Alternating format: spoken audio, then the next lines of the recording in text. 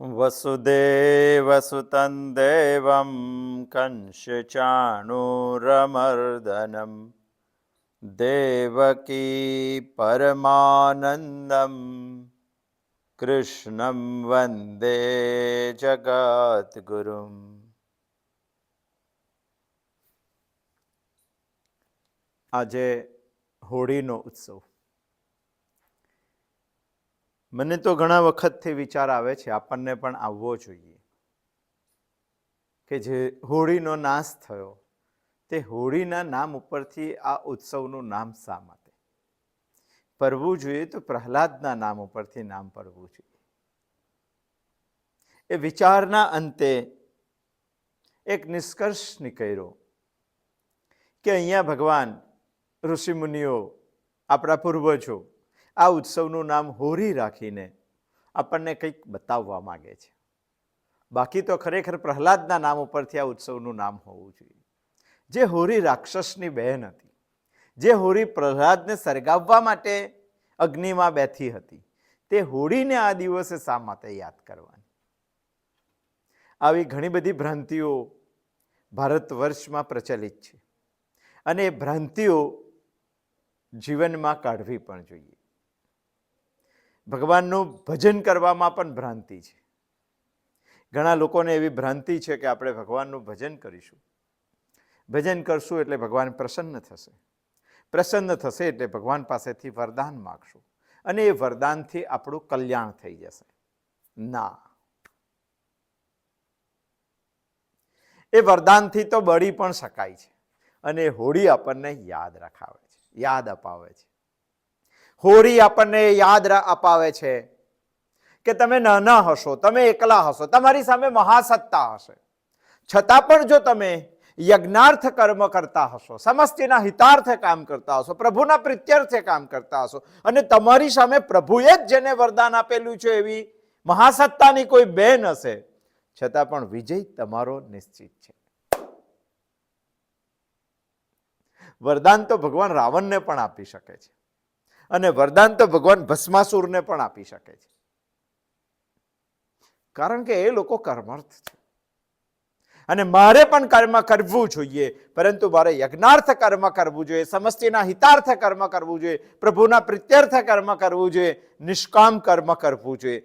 દુનિયા પ્રહલાદ એક એવી શ્રદ્ધા છે કે તમે સત્ય કર્મ કરતા હશો, સત્યના માટે કર્મ કરતો હશો, યજ્ઞાર્થ ભાવે કર્મ કરતા હશો અને તમારી સામે સમસ્ત દુનિયા પડેલી હશે, છતાં પણ વિજય તમારો નિશ્ચિત છે, એમાં કોઈ શંકા રાખવાનું સ્થાન નથી. એટલે જ શ્રીમદ ભગવદ્ ગીતા આપણી ઘણી બધી ભ્રાંતિઓ કાઢવાનું કામ કરે છે.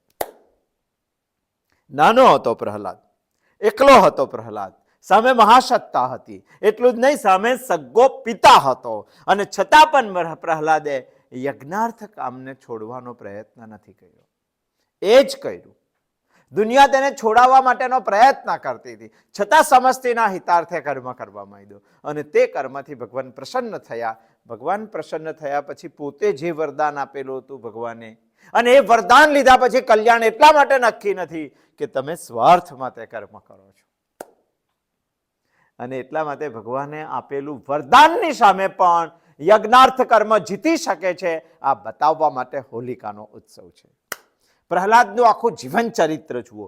જીવન ચરિત્ર નહીં, પ્રહલાદનો 1000 વર્ષનો શાસનકાળ હતો. આને પણ ચેક કરો. આ કાળ એટલા માટે પ્રચલિત છે, આજે પણ પ્રહલાદને વર્ષો પછી દુનિયા એટલા માટે યાદ કરે છે કે પ્રહલાદ યજ્ઞાર્થ કામ કરવા વાળો હતો.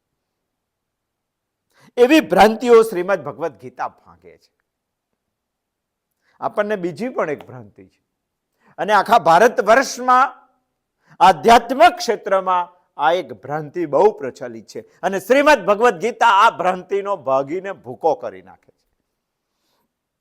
એક ભ્રાંતિ એવી છે કે આપણે કંઈ નહીં કરીએ, કર્મને છોડી દેશું, સંન્યાસ લઈ લઈશું અને આપણું કલ્યાણ થઈ જશે, આપણે મુક્ત થઈ જઈશું. આ દુનિયામાં કંઈ નહીં કરવાથી કલ્યાણ થશે, આ ભ્રાંતિને ભગવાન નિર્મૂળ કરવા માંગે છે અને નિર્મૂળ કરવા માંગે છે. બધા બહુ મોટા લોકો એવું વિચારે છે કે આ બધું છોડી દેશું એટલે કલ્યાણ થઈ જશે. નિર્મૂળ કરવા માટે શ્રીમદ ભગવદ્ ગીતામાં ભગવાન કહે છે કે કર્મનો ક્યારેય ત્યાગ થવાનો નથી. તમારો જીવન નિર્વાહ અટકી જશે. એ ભ્રાંતિ તો મગજમાંથી કાઢી નાખો. હા, કર્મથી જ અંતઃકરણની અશુદ્ધિ થાય છે, આ વાત પણ નક્કી છે, પરંતુ કર્મ કરવાની સમજ નહીં હોય તો. અને એટલે શ્રીમદ ભગવદ્ ગીતાના કર્મયોગ 3જા અધ્યાયમાં ભગવાન કર્મ કેવી રીતે કરવાનું એની સમજ આપે છે. જો કર્મ કરવાની સમજ આવે તો કર્મથી જ અંતઃકરણની શુદ્ધિ થશે, બાકી કર્મથી જ અંતઃકરણ અશુદ્ધ થશે. કર્મ કરવાની સમજ એટલે શું? ભગવાને પહેલા કીધું કે નિયત કર્મ કર, નિયતમ કુરુ કર્મત્વમ. ઈશ્વરે તારા માટે જે નક્કી કરેલું છે એ કર્મ તું કરવા લાગ, પણ નિષ્કામ ભાવે કરવા લાગ. સકામતા આવી જ જાય છે તો યજ્ઞાર્થ કર્મ કર. ભગવાને બહુ સ્પષ્ટ વાત કરી છે. કર્મો તો કરવા જ જોઈએ અને યજ્ઞ ભાવથી કર્મ કરવા જોઈએ. યજ્ઞ ભાવ વગર કરેલું પ્રત્યેક કર્મ તમને બંધનમાં નાખશે.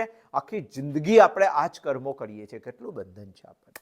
અંતઃકરણ અશુદ્ધ થશે અને અશુદ્ધ અંતઃકરણમાં સમજો કે અરીસા ઉપર ધૂળ પડેલી હશે તો તેમાં તમે તમારું પોતાનું ચિત્ર પણ જોઈ શકવાના નથી. આ અંતઃકરણ મારો એક અરીસો છે અને એમાં એટલું બધી અશુદ્ધિઓ આવી જાય છે કે મને પરમાત્મા કેવી રીતે દેખાય? નહીં દેખાય, મુક્ત નહીં થવાય. મારે યજ્ઞાર્થ કર્મ એટલા માટે કરવાના છે, ભગવાન કહે છે કે આખી સૃષ્ટિમાં યજ્ઞાર્થ કર્મ થઈ રહેલું છે. ચંદ્ર યજ્ઞાર્થ ભાવે કરે છે, સૂર્ય યજ્ઞાર્થ ભાવે કરે છે, અગ્નિ યજ્ઞાર્થ ભાવે કર્મ કરે છે, પવન યજ્ઞાર્થ ભાવે કર્મ કરે છે, આ પૃથ્વી યજ્ઞાર્થ ભાવે કર્મ કરે છે. બધા જ આખી સૃષ્ટિ યજ્ઞાર્થ ભાવે કર્મ કરે છે. અને તું પણ જો, કારણ કે સમષ્ટિના હિતાર્થે કામ કરે છે, સ્વાર્થ વગર કામ કરે છે, કોઈ અપેક્ષા નથી. આટલા વર્ષોથી સૂર્ય પ્રગટે છે, કોઈ દિવસ બિલ લઈને આપણા ઘરે આવ્યો છે? એક કામ તો તારા જીવનમાં એવું હોવું જોઈએ, અને જો એકાદ કામ આવું તું કરશે તો આ બધા દેવતાઓ તારા ઉપર પ્રસન્ન થઈ જશે. અને તું જો યજ્ઞાર્થ ભાવે કર્મ કરશે તો એ પ્રસન્ન થશે અને તને પ્રસન્ન કરશે. મને કેવી રીતે પ્રસન્ન કરશે? મને અનુકૂળ પરિસ્થિતિ નિર્માણ કરીને મને સુખ આપશે. હું ઈચ્છીશ એવો વરસાદ પડશે, કારણ કે વરુણ દેવ એક દેવ છે. હું યજ્ઞાર્થ કર્મ કરીશ, એ પણ યજ્ઞાર્થ કરે છે. અમે દોષ્ટ બનીશું, મને સુખી કરશે. ગીતાનું લોજિક તો જુઓ. ઘણા લોકો પરમાત્માને પામવા માટે કર્મ છોડે છે. એવા લોકોની ભ્રાંતિને તોડવા માટે શ્રીમદ ભગવદ્ ગીતામાં કૃષ્ણ ભગવાન કહે છે કે તું પરમાત્માની પ્રાપ્તિ માટે કર્મને છોડે છે, પરંતુ કર્મથી યજ્ઞ જન્મે છે અને પરમાત્મા યજ્ઞમાં નિત્ય વાસ કરે છે. આ વાત ભગવાન યજ્ઞનું મહત્વ બતાવવા માટે 14 અને 15મા શ્લોકમાં ખૂબ જ સુંદર રીતે કાર્યકારણની પરંપરા બતાવીને જણાવે છે. આપણે ગયા સોમવારથી જોઈએ છે કાર્યકારણની પરંપરા. અન્નથી આ સૃષ્ટિમાં પ્રાણી માત્ર, ભૂત માત્ર અન્નથી ઉત્પન્ન થાય છે. અન્ન વરસાદથી ઉત્પન્ન થાય છે, વરસાદ યજ્ઞથી ઉત્પન્ન થાય છે, યજ્ઞ કર્મથી ઉત્પન્ન થાય છે, કર્મ વેદથી ઉત્પન્ન થાય છે, વેદ પરમાત્માથી ઉત્પન્ન થાય છે. આખો ક્રમ બનાવેલો છે. હંમેશા કારણ કાર્યમાં વ્યાપ્ત હોય અને હોય જ, અને ક્યારેય પણ કાર્ય કારણ વગર સંભવ નથી. હું જો ભૂત માત્રમાં કાર્ય હોઉં તો મારું કારણ છે અન્ન. અન્ન જો કાર્ય હોય તો એનું કારણ છે વરસાદ. વરસાદ જો કાર્ય હોય તો એનું કારણ છે યજ્ઞ. યજ્ઞ જો કાર્ય હોય તો એનું કારણ છે કર્મ. અને કર્મ જો કાર્ય હોય તો એનું કારણ છે વેદ. અને વેદ જો કાર્ય હોય તો એનું કારણ છે પરમાત્મા, અક્ષર પરમાત્મા. આ વાત 14 અને 15મા શ્લોકમાં 3જા અધ્યાયમાં શ્રીમદ ભગવદ્ ગીતા બતાવે છે. એને વિચારવાનો આપણે પ્રયત્ન કરીએ છીએ. કેટલો સુંદર ક્રમ કીધો છે જુઓ. ભૂત માત્ર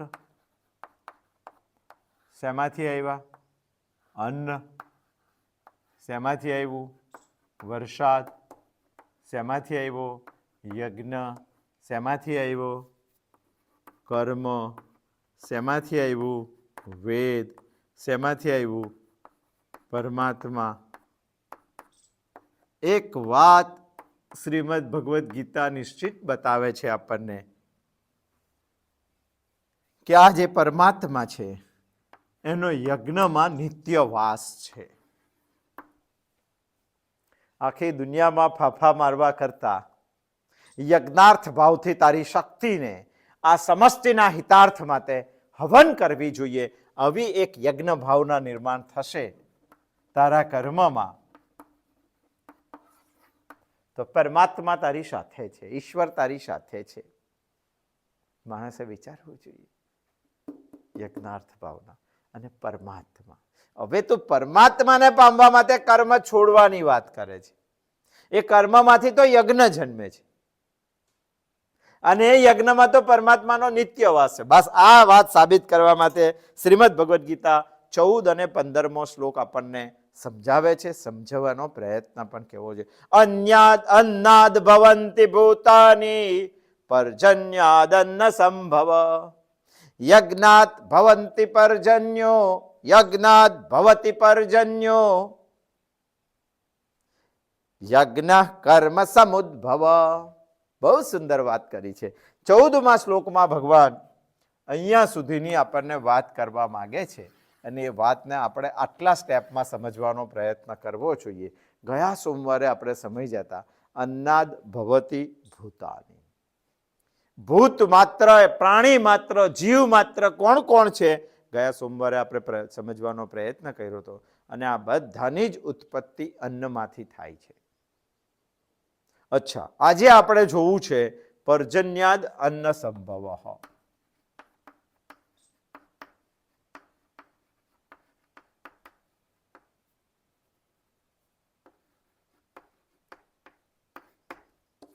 પર્જન્યનો અર્થ થાય છે વરસાદ, વૃષ્ટિ.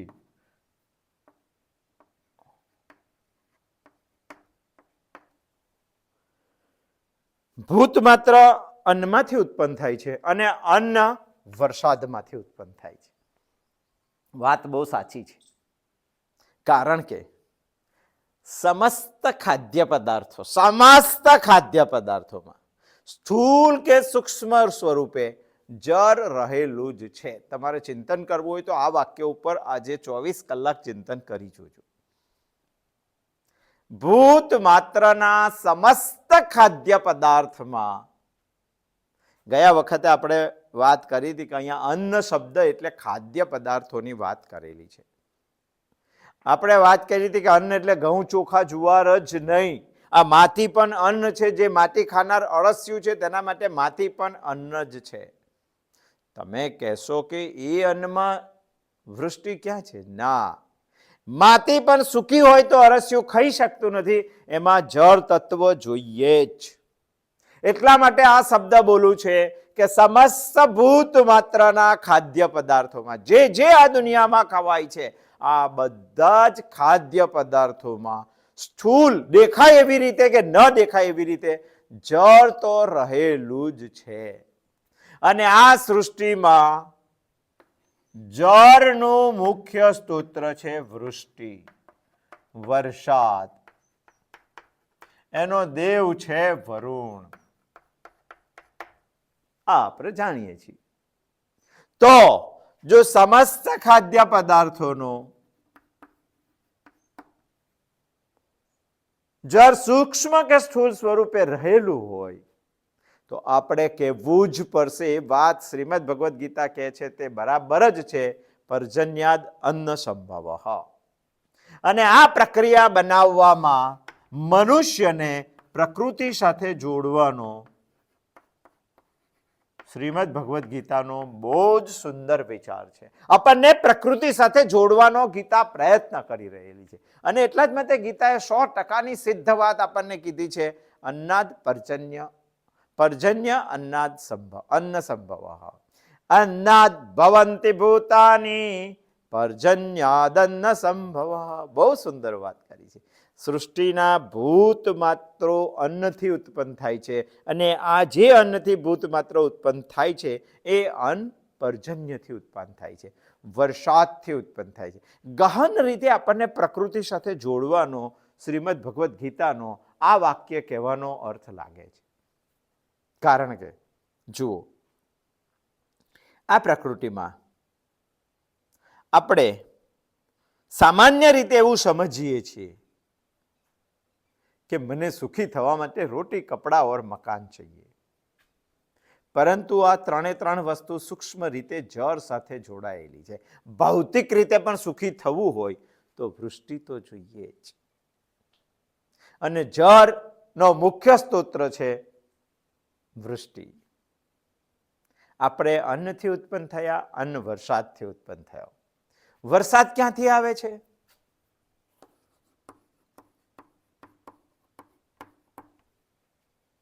આપણે અન્નથી ઉત્પન્ન થયા. અન્ન આવ્યું તો ક્યાંથી આવ્યું? વરસાદથી આવ્યું. વરસાદ ક્યાંથી આવે છે? વરસાદ વાદળ આવે છે. વાદળ ક્યાંથી આવ્યું? વાદળ એ બાષ્પીભવનનું પાણી છે.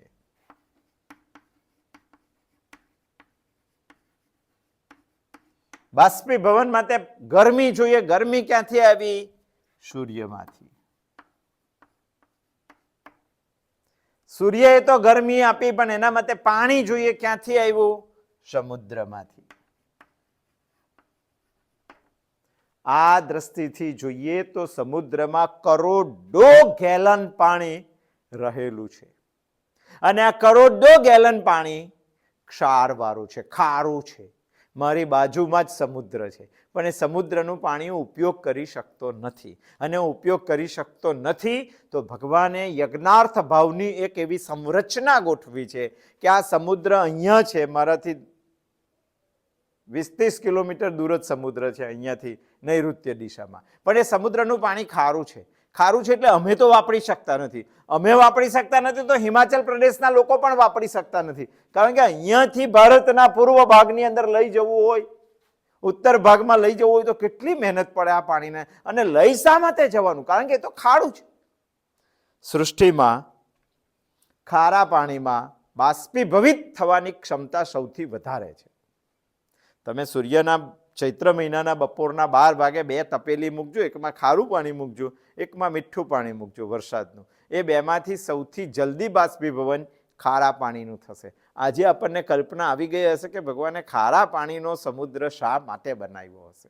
કરોડો ગેલન પાણી છે અને બધાને પાઇપલાઇન રાખીને કેવી રીતે પહોંચાડી શકાય? અને ખાડું છે. આ ખારા પાણીને બાષ્પીભવિત કરવા માટે ભગવાને એક સૂર્ય બનાવ્યો છે, જે સૃષ્ટિની ઉત્પત્તિથી કેટલાય અંશ ડિગ્રીથી તપી રહેલો છે, છતાંય અસ્તિત્વ મિટાવી રહેલો નથી. આપણે તકી શકીએ એટલી ગરમી આપણા સુધી પહોંચાડી રહેલો છે. પાણી ગરમ થઈને બાષ્પીભવન થઈ જાય એવું એ કરી રહેલો છે. આ સમુદ્ર તો પાણીથી ભરેલો છે અને આ સૂર્ય એ પાણીને બાષ્પીભવિત કરી રહેલો છે. બાષ્પીભવન થયા પછી એ જ સમુદ્રનું પાણી આકાશમાં વાદળ બને છે અને વાદળ બન્યા પછી એ જ પાણીનો વરસાદ પડે છે અને વરસાદ પડ્યા પછી પૃથ્વી ઉપર એ જ પાણીથી અન્ન ઉત્પન્ન થાય છે અને ત્યાર પછી એ જ અન્ન ખાઈને મનુષ્ય નિર્માણ થાય, પ્રાણી માત્ર નિર્માણ થયેલા. કેવું ચક્ર બનાવેલું. ખારું પાણી બાજુમાં છે, વાપરતો નથી. વાદળ થાય, વાદળ થયા પછી વરસાદ પડે, એ જ ખારું પાણી હિમાચલ પ્રદેશ સુધી પહોંચાડવાની આ સૂર્યની ક્ષમતા છે. અન્નાદ ભવન્તિ ભૂતાની પર્જન્યાદન્ન સંભવા. કેટલી સંરચના બનાવેલી છે. આ ખારું પાણી કરોડો ગેલન પાણીનો સંગ્રહ કરવાનો સમુદ્ર આપણી પાસેથી ક્યારેય ચાર્જ લેતો નથી. એટલું નહીં, એ પાણી સૂર્યને આપી દે છે, એનો પણ ક્યારેય પાણી વેરો આપણા પાસેથી લીધો નહીં. એટલું જ નહીં, સૂર્ય પણ કેટલા અંશ ડિગ્રીથી તપે છે એનો ચાર્જ પણ ક્યારેય આપણા પાસેથી લીધો નથી. અને એ ચાર્જ એટલો તો લીધો જ નથી, પણ તપેલું પાણી આકાશમાં ઠંડુ પાડવાનું એનો પણ ક્યારેય ફ્રીઝરનો ચાર્જ ભગવાને આપણા પાસેથી લીધો નથી. અને ઠંડુ પાડીને આ જ પાણી વાદળ બનીને હિમાચલ પ્રદેશ સુધી, છેક ઉત્તરના દૂરના ભાગ સુધી પહોંચાડવાનું પાણી પરિવહનનો ચાર્જ ક્યારેય ભગવાને આપણા પાસેથી લીધું નથી. અને આટલું મોટું જે કામ થઈ રહ્યું છે એ તમને શું લાગે છે? કોઈ સ્વાર્થી થયું છે? મારી પાસે એનું ક્યારેય બિલ આવ્યું છે? તો તમે શું કહેશો? તમારે કાનપટ્ટી પકડીને માનવું જ પડશે કે આ સૃષ્ટિમાં યજ્ઞાર્થ ભાવથી મોટામાં મોટા કામો થઈ રહેલા છે. તો મારાથી આ 70 વર્ષના જીવનમાં કોઈ એક કામ યજ્ઞાર્થ ભાવથી ના થાય. અને યજ્ઞાર્થ ભાવથી ના થાય તો સૂર્ય મારો મિત્ર કેવી રીતે બને? સમુદ્ર મારો લાલ કેવી રીતે બને? ચંદ્ર મારો મામા કેવી રીતે બને? મારે તારે વરસાદ કે એક દિવસ તો માણસે બેસીને વિચારવું જોઈએ. કોઈ શાસ્ત્રો ભણવાની જરૂર નથી. ખાલી આટલો વિચાર કરે તો પણ માણસ ગાંડો બની જાય. અને માણસ આ પ્રકૃતિ ઉપર વિજય કરવા નીકળ્યો છે. વિજય નહીં થાય, પ્રકૃતિ સાથે સહકાર થઈ શકશે. અને સહકાર જ કરો, બાકી બીમાર થઈ જશો, બાકી ગાંડા થઈ જશો, બાકી જીવન અસ્તવ્યસ્ત થઈ જશે. અસ્તવ્યસ્ત થઈ જશે. એકવાર હમણાં જ મેં એક પુસ્તકમાં વાંચ્યું હતું કે તિબેટની અંદર એક ગામ હતું અને એ વિસ્તારમાં મચ્છરોનો ત્રાસ ખૂબ વધી ગયો હતો. અને મચ્છરોનો ત્રાસ વધી ગયો હતો ત્યારે એ વિસ્તારના લોકોએ એવું નક્કી કર્યું કે આપણે DDT નામની દવા આવીએ છે એનો છંટકાવ કરીએ. અને DDTનો છંટકાવ કર્યો. મચ્છરો બધા જ મરી ગયા. પણ મચ્છરોની સાથે સાથે બિલાડીઓ હતી તે વિસ્તારમાં, તે બિલાડીઓ પણ મરી ગઈ. અને બિલાડીઓ મરી ગઈ, મચ્છર તો ખલાસ થયા, મચ્છરનો ત્રાસ તો જતો રહ્યો. અને એ વિસ્તારમાં મેલેરિયાનો રોગ ભયંકર હતો. એટલે મેલેરિયાના રોગની દવા કરવાના બદલે મચ્છરને મારવાનો પ્રયત્ન એમને કર્યો. DDT છાંટી. એના લીધે એ વિસ્તારમાં જેટલી બિલાડીઓ હતી તે બિલાડીઓ મરી ગઈ. ઉંદરોનો ત્રાસ વધી ગયો. મચ્છરો ગયા અને ઉંદરો આવ્યા. અને ઉંદરો આવ્યા તો મેલેરિયા જતો રહ્યો, પણ પ્લેગ વધી ગયો, કારણ કે બિલાડી મરી ગઈ. સૃષ્ટિએ આખું સંતુલન ગોઠવેલું છે. પછી આ લોકો બિલાડીઓ લાવ્યા અને પછી સૃષ્ટિ સંતુલનમાં આવી. તમે એક ભગવાને બહુ સુંદર સંરચના કરેલી છે. યજ્ઞાર્થ ભાવથી આખી સૃષ્ટિ ચાલી રહેલી છે. એમાં આપણે આપણા સલામતી માટે જો એમનું સંરચનાને ઉલટ સુલટ કરવા જઈએ તો અટવાઈ જઈએ છીએ. તમે કહેશો કે ના, સૃષ્ટિ તો બરાબર ચાલે છે, વરસાદ તો આવે જ છે.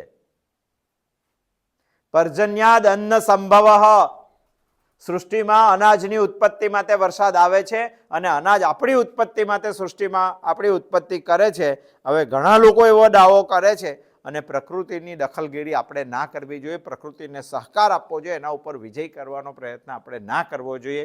અને વરસાદ નામનું ચિત્ર જો આપણે જોઈએ તો આપણે પ્રકૃતિ સાથે ગહન રીતે જોડાયેલા છે.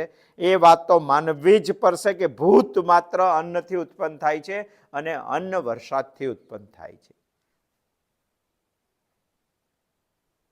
ઘણા આજે પણ એવો દાવો કરે છે કે વરસાદ અમારા લીધે આવે છે અને એનાથી અન્ન ઉત્પન્ન થાય છે. અન્ન મારા માટે ઉત્પન્ન થાય છે. ભૂતાની શબ્દ ભગવાને વાપરેલો છે અને ભૂતાનીમાં હું એકલો નથી આવતો. ભૂતાનીમાં ઘણા બધા લોકો આવે છે. આપણે એકલા નથી. કીડીથી લઈને હાથી સુધી, જીવ જંતુ, પશુ પક્ષી, વૃક્ષ, વનસ્પતિ, પ્રાણી, બધા જ લોકો ભૂતાનીમાં આવે છે. 90% લોકો મારા સિવાયના છે અને 10%માં હું આવું છું. આ સૃષ્ટિમાં ભૂતાની શબ્દમાં 100% જીવજંતુ આવે છે. એમાં 10% જીવજંતુ ભગવાને નક્કી કરેલી મર્યાદામાં જીવતા નથી. અને આજે પણ 90% જીવજંતુ ભગવાને નક્કી કરેલી મર્યાદામાં જ જીવે છે. આ ભૂતાની છે. દાવો ખોટો છે આપણો કે મારા માટે વરસાદ આવે છે, આપણા માટે નહીં. તું ભગવાને નક્કી કરેલી મર્યાદામાં જીવે છે અને જીવતો હોય તો 100% તારા. હા, એમાં ઘણા આ પ્રાણીઓ પણ 100% જે છે એમાંના 15% લોકો સજ્જન પણ છે આ 10%માં. અને સજ્જનોના લીધે વરસાદ આવતો હશે, પણ મારા લીધે આવે છે એવું તો ના જ કહી શકે. તમે કહેશો કે આ 90% કેવી રીતે જીવે છે? એક જ એક્ઝામ્પલ આપો. 90%માં ગાય આવે છે. ગાયને 1 મહિના સુધી ભૂખી રાખો છતાં અને પછી તેને માંસ આપો પ્રાણીનું તો ક્યારેય ખાય નહીં. આજ દિન સુધી સૃષ્ટિની નિર્મિતિથી આજ દિન સુધી ગાય ક્યારેય માંસ ખાય નહીં. અને જંગલનો રાજા સિંહ 15 દિવસથી ભૂખ્યો હોય અને હાડકાને પાંસરીઓ દેખાતી હોય અને સહજ રીતે મળતું ઘાસ તેની બાજુમાં હોય, ક્યારેય ઘાસ ખાશે નહીં. ગાય ક્યારેય માંસ ખાશે નહીં, સિંહ ક્યારેય ઘાસ ખાશે નહીં. કારણ કે આ લોકો ભગવાને નક્કી કરેલી મર્યાદામાં જીવે છે. માણસનું આવું છે? તમે કહેશો કે નહીં, માણસ તો માંસાહારી પ્રાણી છે. અરે જે માંસાહારી પ્રાણી હોય ને તેને આ 2 દાંત બહુ મોટા આપેલા છે માંસને ચીરવા માટે. તારી પાસે છે? જે માંસાહારી પ્રાણી હોય ને તેને નખ બહુ અણીવાળા આપ્યા છે માંસને ફાડી ખાવા માટે. તારી પાસે છે? જે માંસાહારી હોય ને તેને તો આંખ એવી ભગવાને આપી છે કે જે રાત્રે અંધારામાં વધારે જોઈ શકે છે. તારી પાસે છે? જે માંસાહારી હોય ને તે પાણી કે લિક્વિડ પદાર્થ જીભથી ચાટીને પીએ છે. તું પીએ છે? અને જેને માંસ ખાવાની પરમિશન નથી તે બધા જ લોકો હોઠથી ચાટીને પાણી પીવે છે. બધા બહુ લક્ષણો છે, 21 કે 22 છે. આપણે એક વખત લીધા હતા પણ ચિંતનમાં. મને માંસ ખાવાની છૂટ નથી છતાં પણ માણસ માંસ ખાવાનો પ્રયત્ન કરે છે. આ 10% ભગવાને એટલા માટે બનાવ્યા છે કે આ 90% કામ લાગે. આ 10% 90% સંભાળે એના માટે માણસને બનાવ્યો છે. છતાંય માણસ આજે મામો બની ગયો છે. આ 90% વ્યાજ પણ આ ખાઈ જાય છે. સમજો કે એક એક્ઝામ્પલ આપું કે એક ગામ હતું ને એક બાપ મૃત્યુ પામ્યો, પોતાના દીકરા માટે 10 લાખ રૂપિયા મૂકીને મરી ગયો. દીકરો નાનો હતો, ઘરમાં બીજું કોઈ હતું નહીં, એટલે પછી દીકરાને સંભાળવા વાળું મૂકી ગયેલા. તે જમાનાની વાત કરું છું. 10 લાખ રૂપિયા સાચવવા માટે તો કોઈ જોઈએ ને, એટલે એક મામો આવ્યો એમનો અને કીધું કે હું સંભાળીશ, છોકરાને પણ સંભાળીશ, 10 લાખ રૂપિયા બેંકમાં મૂકી દઈશ, એનું જે વ્યાજ આવશે એનાથી એનું ભરણ પોષણ કરીશ.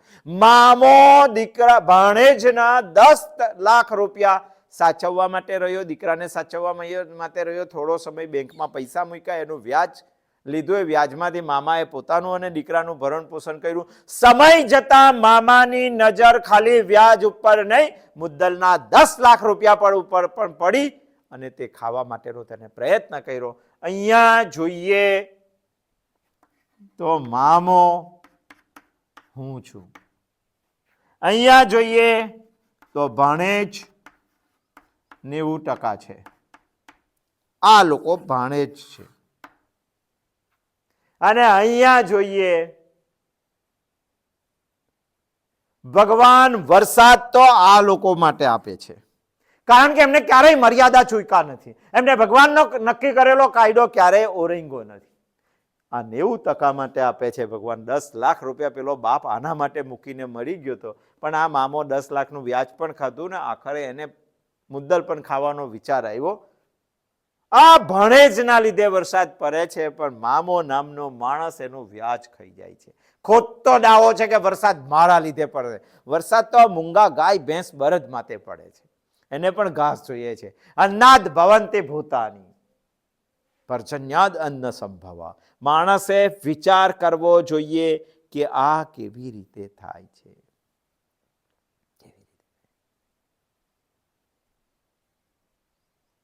90% માટે પર્જન્ય આવે છે. એ પર્જન્યમાંથી અન્ન ઉત્પન્ન થાય છે. આપણે તેનો ખોટો દાવો કરી બેઠા છે કે મારા માટે વરસાદ આવે છે, અને જો આવું જ હોય તો મારે તો ગાય ભેંસ ને સિંહ જેવું અનુકરણ કર. ભગવાને બનાવેલા કાયદાને પાળવો જોઈએ. જો એ કાયદો, અહીંયા પણ ઇન્ડિયન પિનલ કોડ છે કે નહીં? આપણે જ બનાવ્યો કાયદો, આપણા માટે જ બનાવ્યો કાયદો, અને આપણે જ કાયદો પાળવાનો. જો કાયદાનો ભંગ કરીએ, જો કાયદો આપણે હાથમાં લઈએ તો પછી કાયદો આપણને હાથમાં લઈ લે. અહીંયા પણ જો એવું હોય તો ભગવાને બનાવેલો નિયમ જો આપણે હાથમાં લઈએ તો પછી એ નિયમો આપણને હાથમાં લઈ લે. આપણે કેવી રીતે દાવો કરી શકીએ છીએ કે મારા માટે વરસાદ પડેલો છે? એકાદ યજ્ઞાર્થ કર્મ કરો, સૃષ્ટિ ઊંધી છતી થશે, તમારા માટે વરસાદ પડશે. નરસિંહ મહેતા ધારે ત્યારે વરસાદ લાવી શકતો હતો. યજ્ઞાર્થ કર્મ, સમસ્તિના હિતાર્થ કર્મ, પ્રભુની પ્રીત્યર્થ કર્મ, આવું એક કર્મ માણસે જીવનમાં શોધવું જોઈએ. એક. અને શોધવું હોય તો સવારે પ્રાતઃકાળે જ્યારે તમારું ઉત્થાન થાય છે અને તમે સુનક્તમ કરો છો, આ 2 વચ્ચેના સમયની એક દિવસ ડાયરી લખો, અને ડાયરીમાં સમય પ્રમાણે લખતા જાઓ. એક યજ્ઞાર્થ કર્મ, એક દિવસની નહીં, આખા વર્ષની લખો, 50 વર્ષની ડાયરી લખો. એમાં જો યજ્ઞાર્થ કર્મ નહીં હોય તો તમે ગાય ભેંસ બળદ ગધેડા કરતાં પણ નીચલી કક્ષામાં ગયા છો, કારણ કે તમારું જીવન આહાર નિંદ્રા ભય અને મૈથુનમાં છે. અને આહાર નિંદ્રા ભય મૈથુનમાં જ જેને જીવવું હોય એના માટે વેદ કે ઉપનિષદ કે ગીતાનું અધ્યયન નથી. એટલે આપણા લોકો કહે છે કે ખાવું એમાં વળી શું વેદ ભણવાની જરૂર? એ તો કઈ વેદ ભણવાની જરૂર છે? એ તો કઈ વેદ ભણવાના છે એમાં તો? એટલે વેદ ભણવાના અઘરા છે, ગીતા ભણવાની અઘરી છે. આપણે સમજવું જોઈએ. સમજીને મૂકી દેવાની વાત નથી, જીવનમાં ઉઠાવવાની વાત છે. તો ગીતા તમારા સાથે બોલશે, તો તમારું જીવન શ્રેષ્ઠ થશે. અને તો ભગવાન કહે તે 100% સાચી વાત. યો મદ ભક્ત સમે પ્રિયા. દુનિયા ઊંધી છતી થશે, આખી દુનિયા ભેગી થઈ જશે, સાથે ભગવાન પણ હશે દુનિયાની સાથે, તો પણ તેનું કોઈ કંઈ બગાડી શકવાનું નથી, બાલ વાંકો કરી શકવાનું નથી, જો ગીતા પ્રમાણે આપતા જીવતા થશું તો. ગીતા એ જ સમજ આપે છે. અન્નાદ ભવંતિ ભૂતાની. તમે તો અન્નથી ઉત્પન્ન થયા છો, પરંતુ અન્ન પર્જન્યાદન્ન સંભવ. વરસાદથી અન્ન ઉત્પન્ન થાય છે, પરંતુ વરસાદ યજ્ઞાદ ભવતિ પર્જન્યો.